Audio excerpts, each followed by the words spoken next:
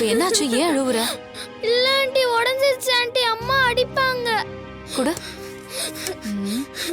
ஏய், இது ஒட்ட வச்சிடலாம். இதுக்கு போய் ஏன் அழற? இல்ல ஆண்டி, அம்மாக்கு இது ரொம்ப பிடிக்கும் ஆண்டி. பிடிக்குமாவா? இதுதான் அவளுக்கு உயிர் உலகம்.